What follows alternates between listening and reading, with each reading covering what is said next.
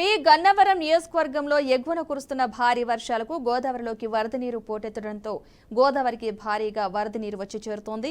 P Gannavaram మండలం గంటిపెదపూడి బూర్గలంక రేవులో తాత్కాలిక రహదారి వరద ప్రవాహానికి కొట్టుకుపోవడంతో నదికి అవతల ఉన్న లంక గ్రామాల ప్రజలు పడవలు ఆశ్రయించి రాకపోకలు సాగిస్తున్నారు.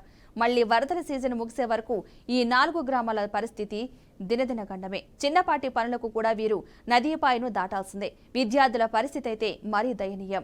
వరద ప్రవాహంలో రోజు పడవ దాటుతూ స్కూల్స్కు వెళుతూ రాకపోకలు సాగించాల్సిన పరిస్థితి నెలకొంది. ఎలాంటి భద్రత లేకుండానే గోదావరి ఉధృతిలో రాకపోకలు సాగిస్తున్నారు. ఇక మరింత వరద పెరిగితే కోనసీమలోని ఐనవిల్లి లంక, కనకాయి లంక కాజ్వే పైకి వరద నీరు చేరుతోంది. దీంతో చాలా లంక గ్రామాలకు రాకపోకలు స్తంభించిపోనున్నాయి.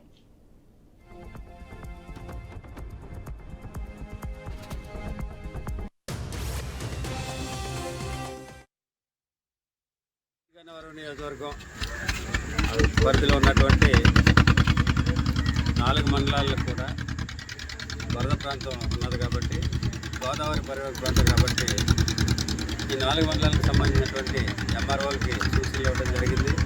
ఎందుకంటే పైన వర్షాలు ఉధృతంగా కురుస్తున్నటువంటి కారణంగా ఇక్కడ గోదావరి ప్రాంతంలో వరద వచ్చి ప్రజలకి, ఈ ప్రాంత ప్రజలందరికీ ఇబ్బందులు కలుగుతాయి కాబట్టి ముందుగానే అది గమనించి బోర్డులు ఏర్పాటు చేయవలసిందిగా ఎంఆర్ఓలకు సూచనలు ఇవ్వడం జరిగింది. ఆ క్రమంలోనే గంటిపెదపూడికి సంబంధించినటువంటి